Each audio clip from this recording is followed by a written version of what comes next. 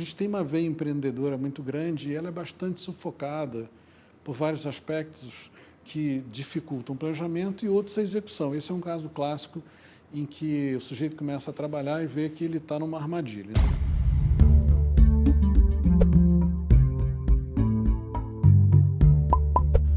Durante anos falamos no Brasil, ainda falamos no Brasil, a respeito dos desafios que aparentemente a nossa sociedade impõe a nós mesmos, naquilo que diz respeito, por exemplo, ao universo, ao mundo dos negócios.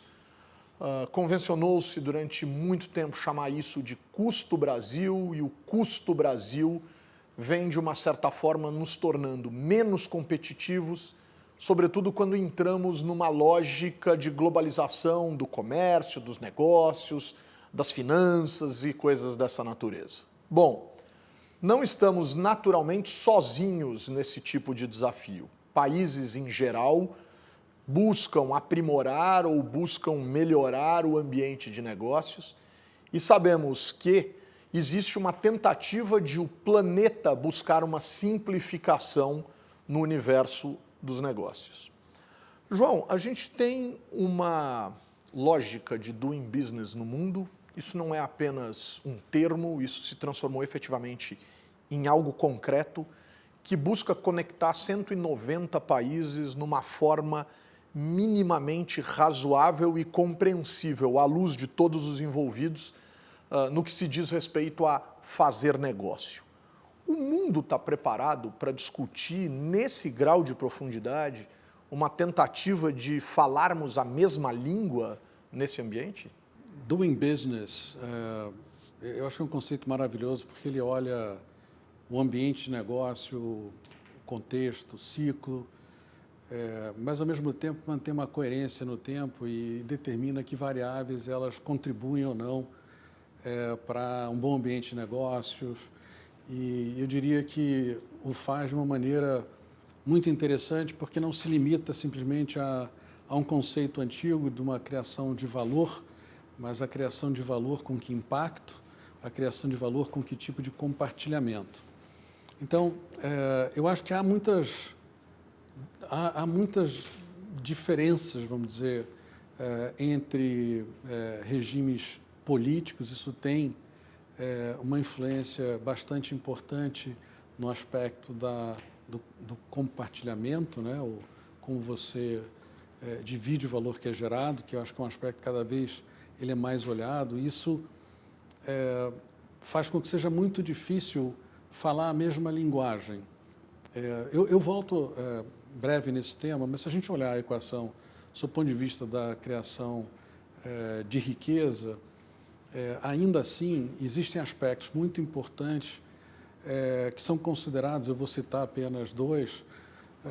Há países, por exemplo, que estão ainda muito fechados ao mundo, não participaram mais intensamente de um processo de globalização, entendido aí um processo no qual os países, dentro de suas vantagens comparativas, conseguem ser parte e contribuir para a criação de valor nas cadeias globais, não só de suprimentos, mas de desenvolvimento tecnológico, de inovação, da criação do conhecimento, e por que não dizer até da criação de princípios ou de uma filosofia que possa, vamos dizer, reger esse mundo melhor e que tenha essa preocupação com essa desigualdade tão grande. Então, isso já faz com que exista uma diferença muito grande hoje, se tomarmos como ponto de partida. É uma questão bastante relevante a ser considerada. A outra é também que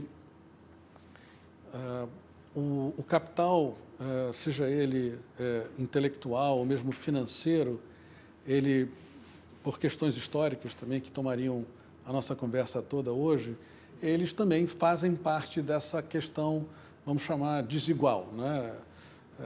As oportunidades elas não foram sendo criadas geograficamente, que seja, mesmo em estratos de população na mesma geografia, da mesma forma, e houve uma concentração do capital financeiro, que ainda é muito importante. Claro que o capital humano é importantíssimo, o intelectual cada vez mais numa era em que a tecnologia dita o avanço, rompe barreiras, rompe padrões de consumo e por aí vai. Então, eu acho que, claro que a gente poderia continuar aqui falando de sistemas tributários e o quão eles são ineficientes, injustos e que levam uma alocação não adequada, tudo isso não contribuindo para uma linguagem comum de doing business no mundo inteiro. Então, eu ainda acho que se cada um fizer a sua parte e evoluir nos vários quesitos a que levem a um bom ambiente de fazer negócios, incluindo, no meu entender, um bom indicador de práticas democráticas e de representatividade, para que você trate a todo tempo o ambiente de negócios como um promotor de desenvolvimento, mas desenvolvimento para os indivíduos, para as nações, para esse coletivo. João, a gente fala muito no Brasil em desigualdade, que esse seria um dos grandes vetores centrais de problemas agudos que nós temos na nossa realidade nacional. Quando você toca nesse assunto de diferenças significativas entre países, e nesse sentido alguns entraram mais numa lógica, por exemplo, de um ambiente mais global e outros menos, é possível pensar ou fazer algum tipo de reflexão acerca dessa lógica de doing business, considerando a necessidade de se arrefecer essas desigualdades entre países? Não estou nem falando entre indivíduos, por exemplo, dentro de um mesmo país, mas seria possível considerar que alguns países estão em condições ou em situações, digamos assim, aquém de outros em termos sociais e econômicos e que esses precisariam, de alguma maneira, serem compensados ou, de alguma maneira, vistos de outras formas para que conseguissem se equilibrar, por exemplo, socialmente, economicamente, coisas dessa natureza? É uma pergunta super importante. Eu acho que vamos precisar de um exército de filósofos contemporâneos. E de uns 3 encontros. E talvez regado a um bom vinho e tal, para que a gente possa traçar aí um caminho, né? Eu acho que esse é um dos grandes desafios, na verdade, que hoje, pelo menos o mundo democrático enfrenta, que é você criar bem-estar para quem, né? Quer dizer, se você não consegue criar oportunidades e levar ao bem-estar para todos, então qual é o papel da política dentro de uma democracia? Qual é o papel de uma empresa cidadã? Quer dizer, então o que pode mudar esse conjunto de coisas, né? Eu não gosto muito da ideia de que possa haver uma compensação, sabe? Eu vou fazer uma analogia polêmica pelo momento, mas vou fazer assim mesmo, que eu acho ela divertida, né? É mais ou menos como a gente achar que a gente talvez não deva explorar a Amazônia de uma maneira talvez que seja não sustentável, porque em algum momento na Europa isso aconteceu. A gente sabe muito bem que isso aconteceu na era medieval. O sujeito, lenha era tudo, né? Não morria no inverno, cozinhava, fazia um monte de coisa. A tecnologia era outra, a intensidade da exploração era completamente outra. Então, eu acho que a gente não pode imaginar que a gente pode fazer alguma coisa agora porque o outro fez. Da mesma maneira que quem não teve oportunidade, ele deva ser compensado por algo, ou porque foi vitimado, ou por que é que seja. Mas, tendo dito isso, eu, então, feita a analogia, eu retorno à questão do bem-estar. Eu particularmente acho que quem tem, especialmente, poder econômico ou voz política, mesmo civil, mesmo uma organização da sociedade civil organizada, estabeleça a voz, ela deveria a todo momento estar atenta a como é que a gente cria mais equidade, né? Essa equidade eu acho que faz parte de uma demanda, socialmente a gente já percebe, no Brasil a gente percebe muito isso já, né?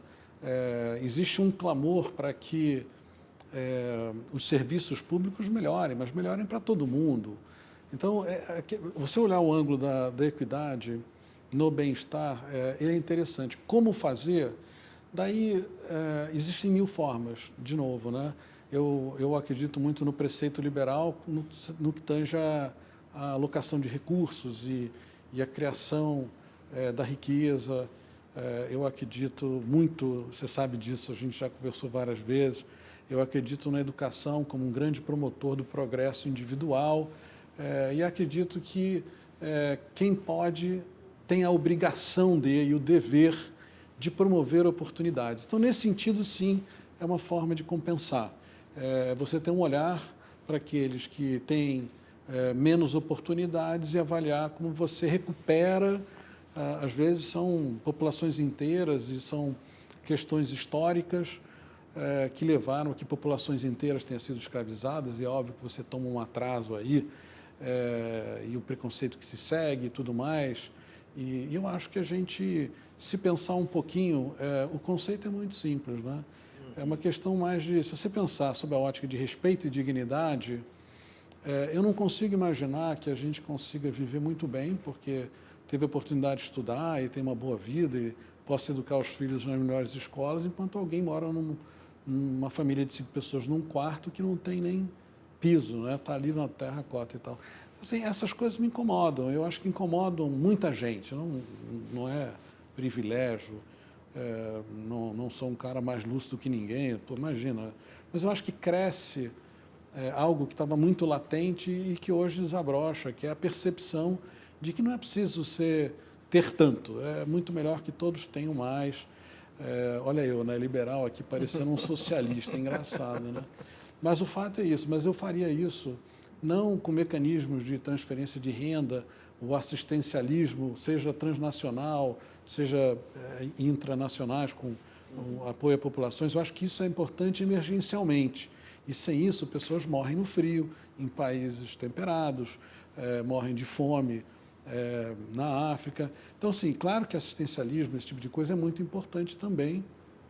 E eu considero que isso seria uma ponte para algo. Esse algo tem que ser muito bem feito, né?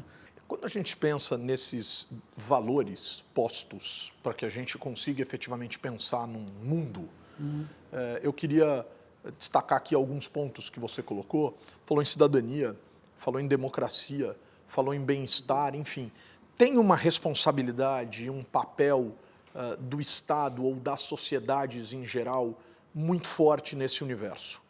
Né? Quer dizer, e acreditar na política e pensar que por meio da política a gente possa aprimorar estas condições basilares para que a gente se desenvolva enquanto mundo, me parece algo bastante presente nessa sua análise. Sim. Como é que a gente consegue trazer isso, João, para o ambiente da empresa? Quer dizer, quando eu cobro em certa medida, e claro que temos que cobrar, que os estados sejam eficientes no que diz respeito à garantia de valores basilares, como é que eu faço esse diálogo no universo empresarial?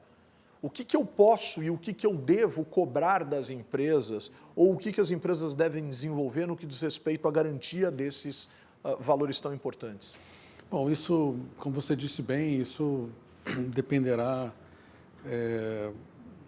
de algumas premissas que, para mim, são valores ou princípios que levam a que você não precise ser um ativista e nem a tua companhia tenha que ser transformada num mecanismo de mudança social ou transformação, até porque a gente constrói um negócio, desenvolve um negócio com vários fins, mas ele, para se perpetuar, tem que se sustentar e tudo mais.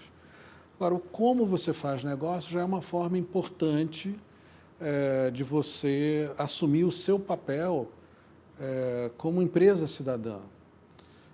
É uma coisa que eu tenho um grande privilégio de trabalhar numa companhia que sempre teve no seu DNA essa percepção de que a nossa inserção como negócio dentro da sociedade, ela não para na hora que eu entreguei um produto para um cliente. Se a gente não olhar o entorno de uma forma adequada e ajudando numa medida bastante legítima, a promoção de boas políticas públicas, na verdade, muito até com coisas que a gente sabe, quer dizer, é menos política pública e é muito mais a gestão pública, quando você ajuda com o que você sabe de gestão e tal, sei lá, municípios que estão no nosso entorno a melhorarem sua capacidade, por exemplo, desenvolvimento de metas, métricas, projetos, acompanhamento.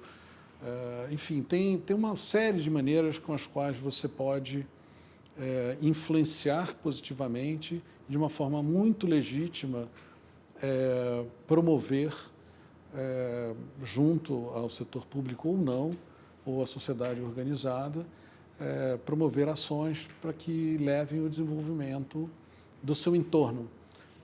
Isso é muito simples e é muito claro para nós, porque muitas vezes a gente ia para certas áreas em que o maior negócio naquela área passava a ser um negócio da Votorantim, sei lá, num rincão brasileiro e tal. E a partir dessa atividade se gerava uma riqueza, e parte dela, claro, estava retida ali, mas sempre houve uma preocupação em, bom, legal, mas que outras vocações de negócio existem aqui? Né? Então, a gente hoje tem um programa muito bacana, junto com redes, né?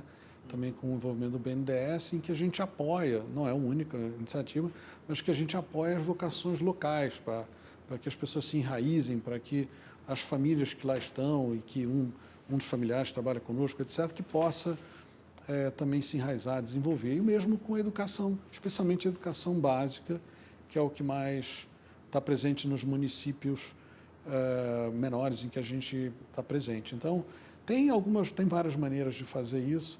A outra coisa que aí é uma convicção bastante pessoal, né, mas que também se coaduna com o que pensam os acionistas da empresa para quem trabalho e todos aqueles que fizeram dessa companhia uma grande companhia, essa percepção de que você, de fato, tem um papel, e vou insistir de novo, ele vai muito além do teu papel quando você entrega um produto para alguém e satisfaz um cliente, ou tem um relacionamento profícuo também com seus fornecedores. O que mais você tem que fazer para que haja desenvolvimento individual no seu entorno e que você possa fazer com que aquela riqueza que você gera, ela traga também valor para as comunidades que estão em torno ou para outras que nem ali estão. Então, o que vem junto com isso é uma voz, né? E então a outra maneira de fazer isso no meio empresarial, existem pessoas mais ou menos vocais, existem indivíduos ou empresas ditas mais low profile, high profile. Eu acho que tudo isso é muito interessante. Eu acho que a gente pode escolher se esconder atrás do manto de é assim que eu sou para o resto da vida. Mas eu acho que se você tomar o momento que o Brasil passa, por exemplo, eu acho que se você tem uma voz, se você tem um princípio claro, se você tem uma forma, né, e um propósito de negócio que ajuda o desenvolvimento do seu próprio país, do teu entorno, portanto, das pessoas que ali estão, acho que você tem que imaginar o seguinte: não é confete que você quer, o que você quer é ser uma influência positiva e usar essa voz. A omissão eu acho uma coisa muito perigosa. Eu queria tomar esse ponto como provocador de algo mais desafiador em termos de pauta atual do país. Não que, obviamente, todas essas questões postas aqui não sejam, mas existem, obviamente, temas mais candentes à luz da lógica da opinião pública, enfim, coisas que aparecem em determinados momentos. A gente está diante de um desafio expressivo acerca da reforma da Previdência, por exemplo, no país, e estamos diante de uma tentativa de fazer com que a sociedade em geral se tome da necessidade de se discutir a reforma tributária. Existem pessoas que têm entregue sua vida a isso, mas existem pessoas que sequer sabem o que significa o termo reforma tributária. Nós saímos de uma discussão aqui entre nós de um ambiente global e pelos exemplos que você utilizou da Votorantim, a gente chegou, inclusive, no ambiente local de uma tentativa de aprimorar a vida e a vocação econômica e social de uma determinada cidade por meio de programas que o Instituto Votorantim, por exemplo, desenvolve. A Votorantim é esta empresa, quer dizer, a Votorantim é uma empresa que atua no mercado global, que importa, que exporta, que está em diversos estados, que tem escritórios na maior cidade do país, mas ao mesmo tempo tem plantas em cidades muito pequenas do ponto de vista populacional e extremamente, obviamente, importantes do ponto de vista dos recursos naturais que ali estão. Ótimo. Como é que eu penso, diante de toda essa diversidade, João, num posicionamento acerca de uma reforma tributária, a partir de uma empresa que vive esse verdadeiro mix de lógica tributária que vai do exportar e importar ao gerar nas mais diferentes cidades e estados do país? Existe uma saída para isso? É, por exemplo, simplificando a cobrança ou é reduzindo a carga? O que a gente pode falar a respeito hoje de reforma tributária no Brasil?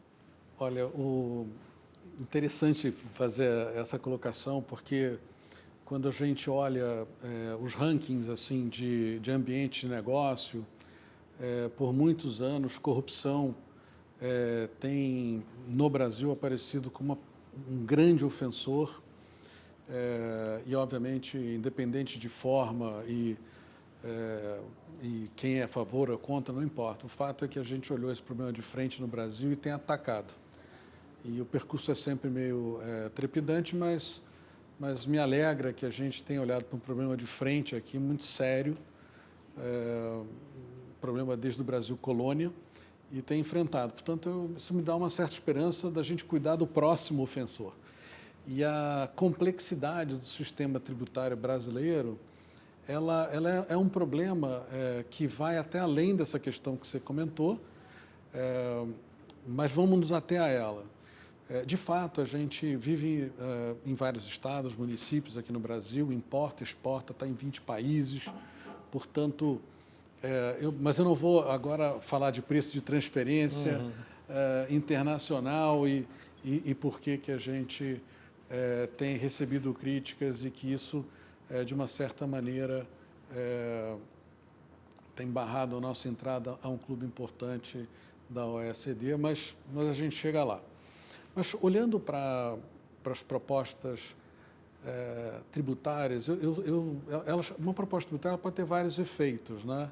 Ela pode ter um efeito que é o principal no contexto de doing business, que é a da simplificação tributária. O sistema tributário que a gente tem é de uma complexidade antidemocrática, porque, além da burocracia e do red tape para se criar uma companhia nova, a quantidade de leis e regulações, muitas das quais complexas e precisam ser interpretadas para a aplicação dela, elas são inibidor da inovação, do empreendedorismo. Portanto, isso é muito ruim, porque a gente tem um país muito criativo, inovador, em geral, muito otimista, não é? E essas são peças fundamentais e muito corajoso também. Portanto, a gente tem uma veia empreendedora muito grande e ela é bastante sufocada por vários aspectos que dificultam o planejamento e outros a execução. Esse é um caso clássico em que o sujeito começa a trabalhar e vê que ele está numa armadilha. Então, mais até do que para as grandes empresas que conseguem ter profissionais especializados e outros e que criam maneiras de entender o que está acontecendo e aplicar corretamente as leis e regulações, não obstante isso, é muito complexo. Mas não é só complexo, porque o sistema que a gente tem, se a gente for olhar, por exemplo, o sistema que a gente tem que permite benefícios fiscais regionais, a gente tem o ICMS, né? A proposta, por exemplo, da PEC 45, ela, como todos sabem, troca 5 impostos e contribuições federais e estaduais, um municipal, inclusive o ISS, e troca esses 5 por um IVA de destino, que se convencionou chamar de IBS na proposta que hoje se tornou a PEC 45, tramitando no Congresso. Há outras propostas, eu vou me ater a essa, porque essa eu acompanhei bastante tempo. É um projeto feito por pessoas, como você disse agora há pouco, é um grupo de pessoas que se dedicou a vida inteira a estudar isso aí, e ela tem alguns benefícios, porque, primeiro, substitui vários impostos e contribuições numa taxação só. Ela evita esse efeito cascata, que ele é regressivo na medida em que ele acaba pegando. Se você mantém o estado atual de coisa e não substitui pelo IVA no destino, você, no fundo, tem produtos mais da base de consumo, mais da cesta básica, de um consumo que é mais que tem um peso maior na base de consumo da população, que tem uma carga bastante grande de impostos. Então, no fundo, a gente se alimenta de impostos e eu acho que na base da nossa pirâmide isso tem um peso muito grande, por aí vai. Então, eu acho que tem. Agora, claro, vai ter sempre uma crítica ou outra e é por isso que essa discussão está no lugar certo, que é no Congresso, né? Daí a gente tem que, primeiro, votar com consciência e com muito estudo para que possa ser bem representado e que essas discussões ganhem a importância, dada a importância que tem, ganhem a profundidade que merecem. Agora, eu posso continuar, mas tem questões também alocativas, né? Obviamente, se você começa a privilegiar onde o consumo se dá e mantém a partição do bolo tributário e não cria aí uma questão de discussão entre os entes federativos de partição, você simplifica muito a discussão.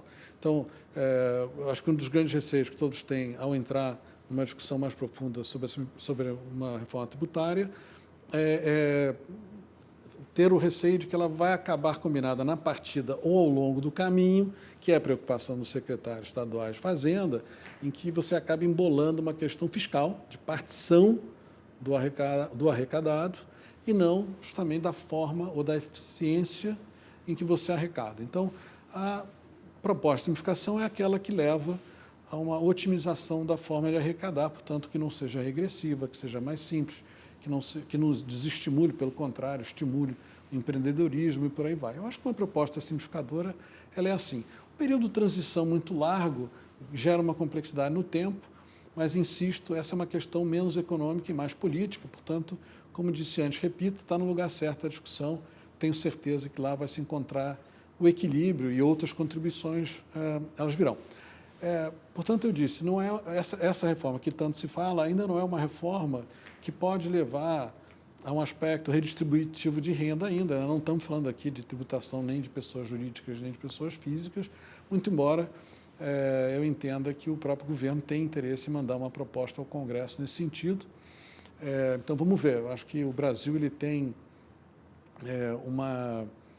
o conjunto do que é arrecadado nesse país em relação ao tamanho da produção do país, ao seu PIB, como a gente costuma dizer, ele é bastante alto, né? Ele supera países, inclusive, já desenvolvidos, com questões redistributivas bem resolvidas. Então, eu diria o seguinte, para o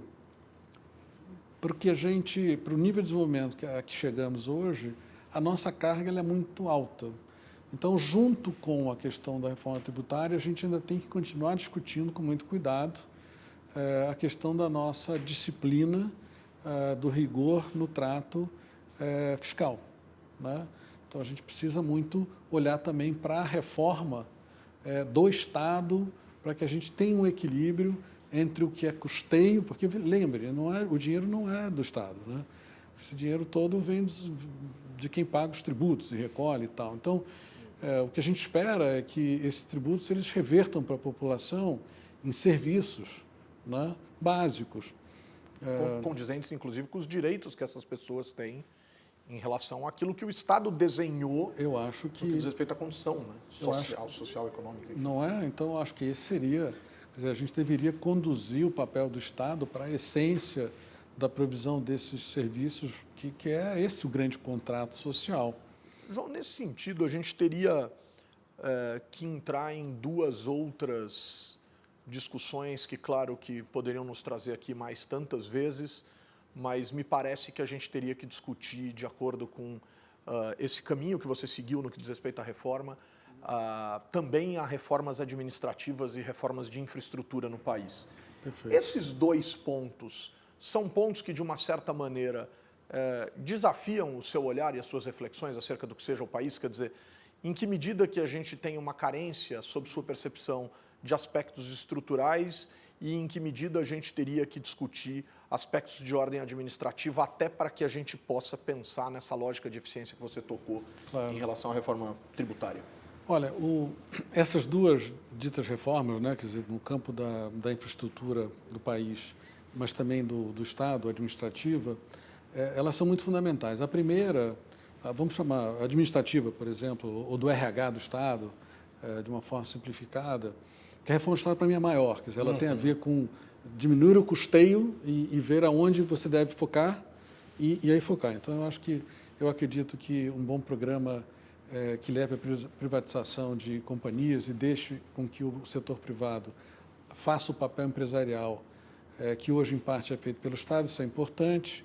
Uma questão, acho que, de disciplina, inclusive, e até por evidência empírica de que há uma maior eficiência e há uma maior produtividade, inclusive no setor privado, do que no setor público. Então, tem essa questão do papel do Estado e fazer uma divisão, que acho que é um conceito já superado, mas ele não está executado, é importante que o seja, né? A outra questão importante é que uma reforma administrativa que leve a uma maior produtividade. Lembra, a produtividade do Estado no Brasil ela vem sendo negativa. Se a gente imaginar que o setor público equivale a 40% do PIB, mais ou menos, você tem um negócio que de 100%, 40% anda para trás ou anda devagar demais, os outros fica muito pesado para os outros 60%. Dito de uma forma simples, né? Então, você precisa também olhar pela ótica da produtividade do setor público no serviço em que ele presta, desde licenciamentos a hospitais, não importa. Então, é muito importante fazer isso. Agora, existem certas questões que parecem, como no caso da Previdência, tem cara de privilégio. Vou dar um exemplo que me toca muito, que eu não consigo entender. É o que os especialistas aí em setor público chamam do efeito T, né, na folha de pagamentos do setor público, que significa dizer que, ao longo da carreira, há uma progressão salarial, essa não necessariamente é acompanhada da responsabilidade, não é? E no setor privado, uma pessoa pode ter seus méritos, pode ter prontidão para um novo desafio, não é? Mas tomar este novo desafio e as compensações e, obviamente, todo o ônus e as responsabilidades que vêm junto com isso, dependem, inclusive, da vaga existir, né? Então, eu acho que, assim, é mais meritório, né? E é difícil entender porque não é necessário para o Estado funcionar bem que isso ocorra.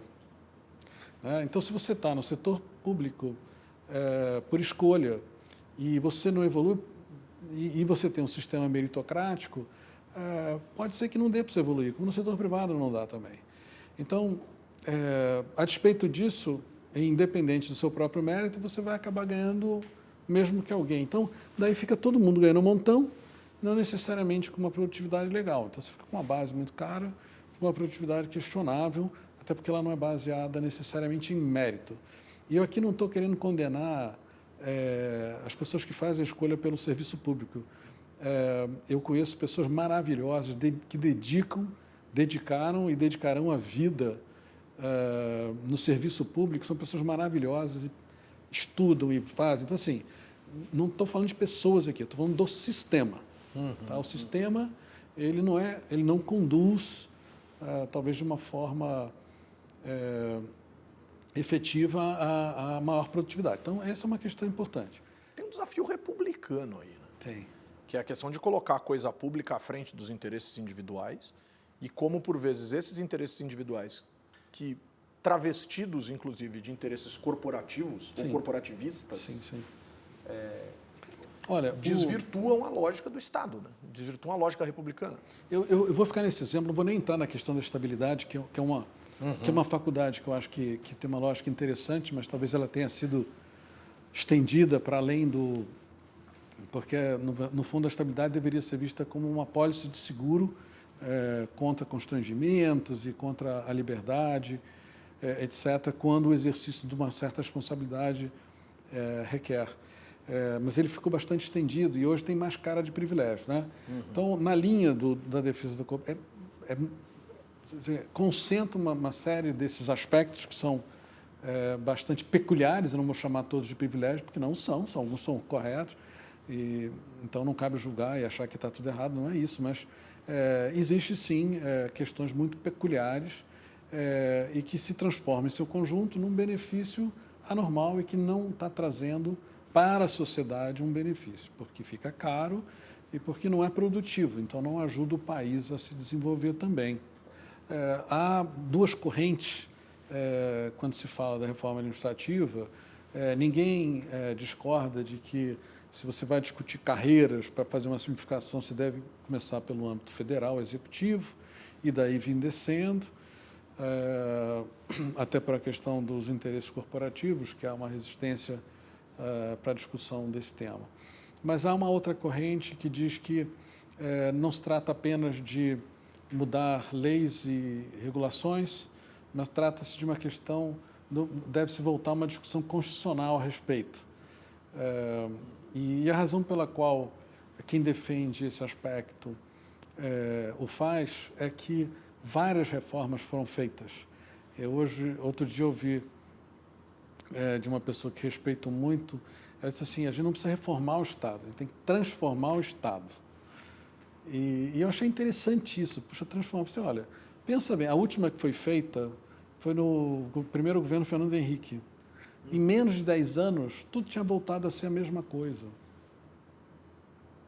Então, acho importante dar celeridade, começar por algum lugar, é preciso fazer, é justo que se faça, porque, como você disse muito bem, Humberto, você tem que colocar, se você está no serviço público, é porque você vê o interesse público acima do seu.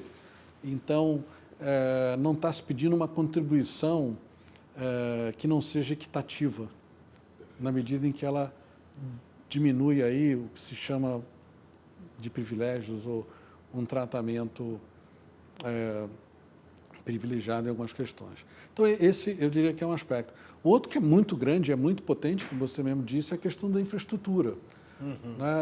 O país, ele tem, se a gente pensar na infraestrutura social, ele teve 2 grandes surtos, né? Um aproximadamente 70 anos e outro há 50. E eu acho que a gente já viu viaduto o suficiente ceder por aí para ter uma conclusão de que a gente precisa fazer alguma coisa a respeito, né? A gente nunca teve, por exemplo, se a gente tomar a infraestrutura de transporte sobre trilhos aqui, que é fundamental para escoamento de produção, e isso combinado com modal hidroviário, por exemplo, havia uma atrofia enorme. Eu lembro de discussões, assim, de ler alguns tratados sobre as 2 bitolas que a gente tem. Obviamente que com o tempo você resolve com a terceiro termo, mas assim, até a discussão de mas por que a gente acaba tendo 2 bitolas de trilhos no Brasil e como é que faz uma infraestrutura torta desse jeito que mal se conversa? Enfim, eu acho que está na hora da gente, em pensando, acertar as finanças, imaginando que, acertando as finanças públicas, a gente pode dar um choque de credibilidade e de expectativas positivas. Essa seria uma forma muito importante da gente atrair poupança do exterior para cá, portanto, trazer o capital financeiro combinado, obviamente, com o capital existente aqui. A gente tem que pensar também o regramento. Se você olhar o setor de saneamento, pode-se privatizar e pode-se criar novas concessões. O que não dá para fazer é não fazer nada, porque metade da população hoje ainda não está bem servida com água tratada e esgoto de uma maneira que eu acho que é minimamente assim digna para um ser humano. Então, para que isso aconteça, você precisa de muita eficiência. Só que o modelo tem que ser tal que você universalize o serviço. Então, entre captar o maior volume de recursos nesses processos, seja de privatização de novas concessões, e fazê-lo respeitando e criando um modelo que realmente redunde num país que possa oferecer o serviço de saneamento para todos, isso é muito fundamental. E isso, às vezes, toma tempo. Isso requer, por exemplo, ajustes regulatórios para que ele fique atrativo para investidores, que dê a segurança contratual necessária. Então, acho que muito tem sido feito nesse sentido e muito ainda há que se fazer, né? Tanto, e aí não quero me estender muito no assunto, mas ele também tem o condão hoje de dar um alívio nas tensões sociais na base, da medida em que novas concessões levam a novas obras de infraestrutura, óbvio, e com isso tudo você tem a oportunidade de, com uma velocidade maior, oferecer emprego, e, portanto, dignidade e renda a uma faixa da população que hoje está muito desatendida. Claro, é uma pena, é doloroso, porque é uma população menos qualificada, mas eu acho que a gente não vai resolver o problema da qualificação sem educação no tempo, e no curto prazo o que a gente precisa mesmo é equilibrar esses pratos todos. Então, a infraestrutura é muito importante porque ela traz, como eu disse, a produtividade a longo, ela atrai uma poupança externa que ela é bastante bem-vinda, no momento em que a gente não tem essa capacidade tão grande de investir, o próprio Estado não tem, mas ela também é geradora de empregos, tanto quanto o setor imobiliário, da construção, e é muito importante reativar esse setor para que a gente possa também ter um motor muito fundamental de reativação da economia. É nesse sentido que a gente se pergunta, João, porque isso são alternativas ou são saídas ou são soluções em termos de se pensar o Estado brasileiro que algumas décadas atrás, por exemplo, não eram vistas no que diz respeito, por exemplo, a concessões, em alguns casos, inclusive, de privatizações, dessas parcerias público-privadas, enfim, uma série de modelos que podem aproximar o setor público do setor privado. Nesse sentido, a Votorantim é uma empresa que completou em 2018 seu centenário, seus 100 anos, e eu fico me perguntando, primeiro em relação à história, tudo que a empresa teve que mudar ou tudo que uma empresa precisa mudar para completar 100 anos num cenário global, mas também num cenário doméstico bastante complexo e de muitas mudanças. A gente estava falando em política, por exemplo, a Votorantim nasce com o Brasil na República Velha e atravessa diversos modelos de regimes políticos, enfim, e a partir dessa percepção da quantidade de adaptações que muito provavelmente essa empresa foi fazendo, tanto no seu negócio quanto na sua forma de sobreviver diante desses ambientes, como é que ela se percebe ou quais são os desafios de fazê-la se perceber diante, por exemplo, dos próximos 100 anos, quando, infelizmente, a gente tem que encarar essa realidade, nós já não estaremos mais aqui para observar. É um fato mesmo, a Votorantim cumpriu o ano passado 100 anos de existência e é incrível como você pode ver um ciclo de transformações permanentes, né?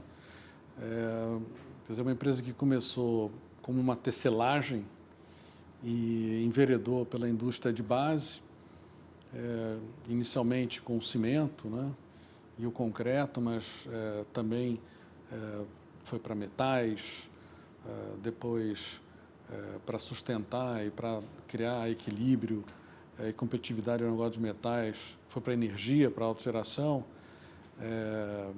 e acabou percebendo a necessidade de se abrir para o mundo e participou, então, de uma forma relevante de setores exportadores, como foi o de celulose, primeiro com a VCP e depois com a fusão dela com a Aracruz, com a Fibria.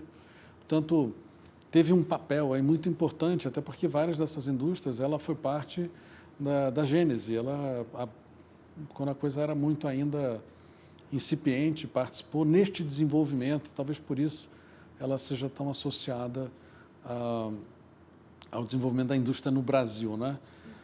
Obviamente que manteve esse DNA que tem correndo aí no corpo, mas percebeu que acho que o futuro ele vai continuar exigindo uma transformação e uma transformação diferente. Então, hoje a gente, sei lá, acho que o primeiro investimento fora do Brasil já aconteceu há 20 anos. Você pode dizer numa história centenária nem é tanto, mas o fato é que ela estava muito ocupada, deixando de ser só uma indústria local para virar para ter várias empresas com capacidade e competitividade para exportar e competir fora do Brasil de igual para igual. Portanto, é possível, mesmo vivendo numa montanha russa, isso é possível. Exige muita coragem, muita disciplina, muita resiliência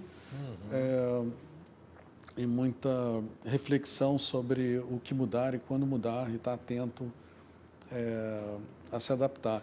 Eu acho que se adaptar para o futuro faz com que as empresas também tenham um papel, elas próprias, muito grande.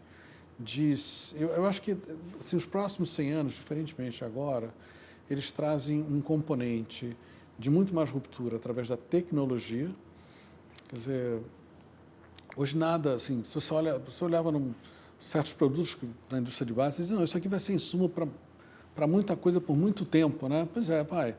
Hoje você não sabe, com compostos, você hoje não sabe. Primeiro, imagina uma situação em que a população ela tende a se equilibrar no mundo, em que você tenha a política monetária, como a gente está vivendo hoje, né?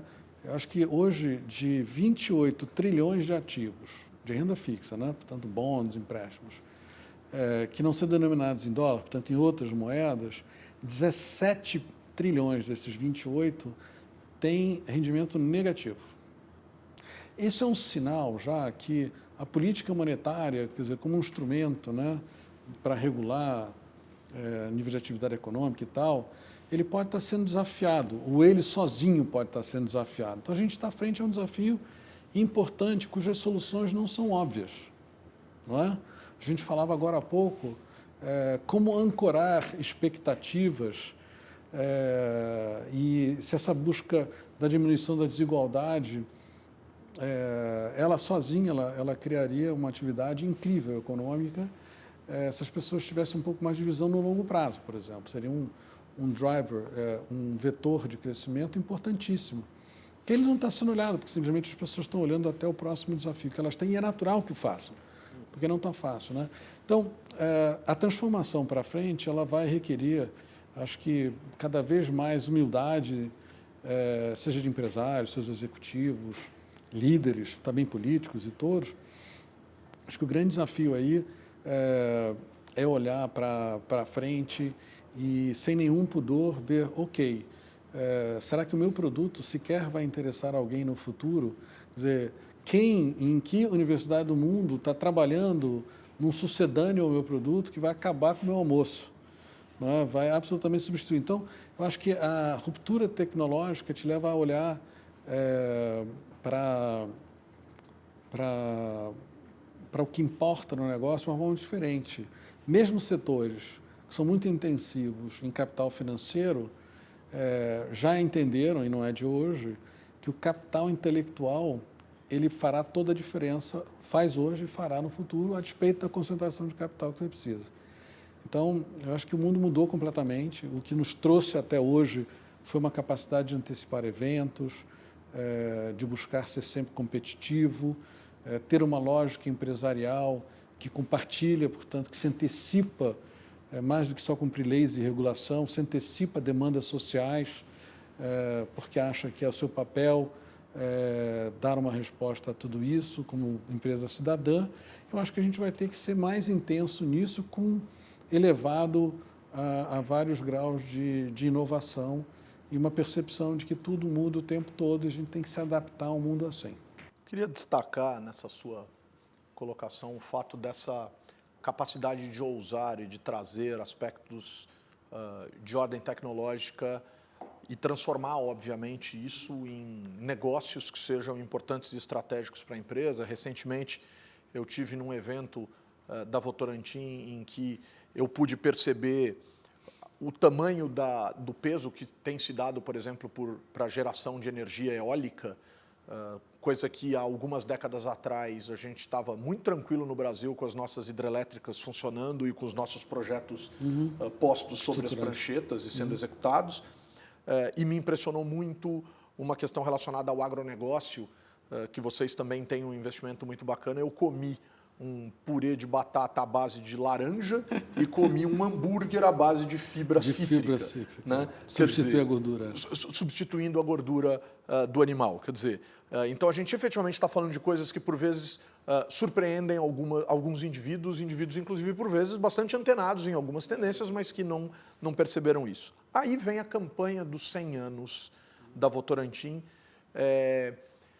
num momento extremamente polarizado em termos políticos, num ano de 2018 em que a gente teve muita dificuldade para se ouvir, para se olhar, para se respeitar, inclusive por vezes até mesmo para se tolerar, e a Votorantim vem e diz, aproveita a palavra voto dentro do nome da empresa e diz: vamos votar com consciência a despeito das nossas preferências. Quer dizer, não importa o quão diferentes somos, temos uma responsabilidade com a democracia e a Votorantim completa 100 anos dizendo vamos participar politicamente de maneira consciente, sem tomar partido, sem tomar posição, de forma muito equilibrada e só tentando dizer, só entre muitas aspas, informe-se para promover suas escolhas. João, como é que foi tomar essa decisão dentro da empresa e que tipo de sentimento existiu antes, durante e depois desse processo? Bom, olha, eu acho que a gente teve uma coincidência feliz de cumprir 100 anos num ano de eleição majoritária e tal. Também foi uma eleição que a gente pode dizer que ela não só ela foi bastante polarizada, e eu não estou dizendo que isso é ruim, o debate ele é sempre bom, desde que seja fundamentado e cível. Portanto, eu acredito muito no bom debate e não vejo nada de errado no contraditório, pelo contrário, acho que é sempre bom, as pessoas aprendem e enriquecem. Mas uma outra coisa que a gente percebeu também, coletivamente ali, não precisava nem conversar a respeito, mas a percepção de que havia um desencantamento. E o desencantamento das pessoas levaria, talvez, a não só a falta de estudo, ou de se educar sobre a sua decisão quando fossem cumprir aí o seu dever cidadão e patriótico de votar, de fazer escolhas. Então, deu um estalo. No fundo, foi um estalo, foi uma criação muito coletiva, mas foi muito natural, porque eu insisto, eu não inventei nada disso e nem as pessoas que estão aqui comigo hoje carregando a responsabilidade desse trabalho que a gente tem feito na Votorantim, isso veio de muito antes, essa visão de que existe sim um papel cidadão da empresa, ela vem do fundador e ela foi estimulada, enaltecida, confirmada por gerações. Então eu digo, para mim é um privilégio trabalhar na Votorantim, porque ali eu me sinto muito à vontade, porque eu estou num ambiente em que os indivíduos eles são estimulados a pensar para além dos muros, né, e das cercas dos negócios. Foi bastante natural. Daí eu usar o voto, que está no Votorantim, virar voto, né, votar consciente, votar pela educação e tal, foi uma campanha que a gente achou que poderia ser também divertida, lúdica e de fácil absorção. Mas, no fundo, foi isso que você já comentou, quer dizer, foi um pouco dizer assim, gente, vamos lá, vota com consciência, acredita que votar é importante. Né? Para quem não gosta de democracia representativa, eu também acho péssima. Né? Seria mais cômodo ter uma democracia de sábios, né? Só que não, né? Porque a gente já viu que dá. Então, eu acho assim que tudo tem seu momento e não se inventou nada melhor ainda para que as pessoas se representem. Então, se façam representar. O estímulo só foi esse. Mas foi legal e foi percebido porque era autêntico. Foi legitimado pela história da companhia, que não é de hoje. É interessante que essa história se mostra de jeitos diferentes. Por exemplo, a gente teve talvez uma das figuras mais emblemáticas da história da Votorantim, o senhor Antônio Hermílio de Moraes, que foi candidato, participou de uma eleição para o governo do estado de São Paulo, ao mesmo tempo em que era um sujeito que escrevia peças de teatro falando do estímulo necessário à participação da sociedade. João, eu gostaria de terminar essa nossa conversa tomando como elemento de várias das suas respostas a ideia do preparo e da educação. Isso aparentemente está na sua vida para além da sua atividade profissional. Isso é algo que você carrega contigo como uma causa. Essa causa da educação, se você pudesse nos resumir, o que mais lhe chama a atenção como desafio para o nosso país, como a gente poderia tomar isso? Olha, eu acho que se for poder resumir uma frase, eu acho que a educação no país ela tem que se transformar numa questão de Estado e ficar menos refém de questões de governos. Digo isso porque educar uma nação requer muita resiliência e consistência no tempo. Hoje, você tem como fazer boa política pública na área de educação baseada de uma forma científica, porque a evidência empírica do que funciona no mundo, países parecidos e no Brasil, ela é enorme.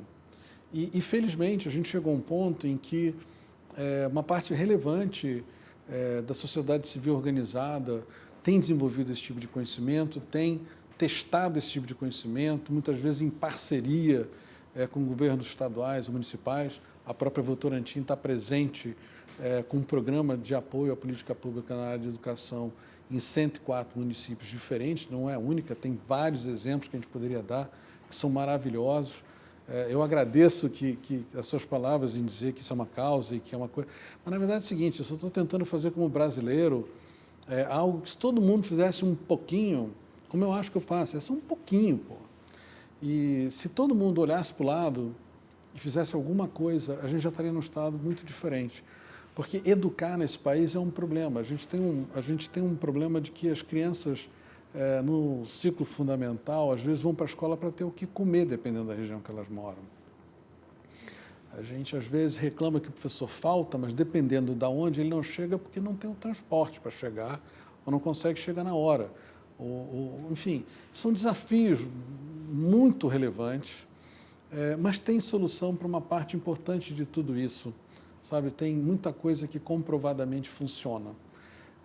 Então, por que não se agarrar a essas boas coisas? Aproveitar que a gente tem a Base Nacional Comum Curricular hoje, que foi um tremendo avanço, olhar para o ensino médio também e a flexibilização do currículo com uma percepção de que você, sim, não tem que se envergonhar de fazer uma preparação para o mercado de trabalho, porque é digno você poder, na vida adulta, poder se sustentar, constituir família, cuidar dos seus, ou seja, cria mobilidade social. Então, a educação, eu acho que é a base de tudo. Ela consegue fazer com que haja mobilidade social, que se diminua as desigualdades.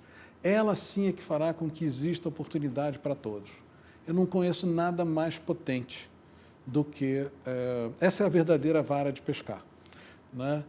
E eu acho que quanto mais gente se converter a essa belíssima causa, mais rápido a gente vai virar o país e vai ter um país que a gente possa cada vez mais se orgulhar.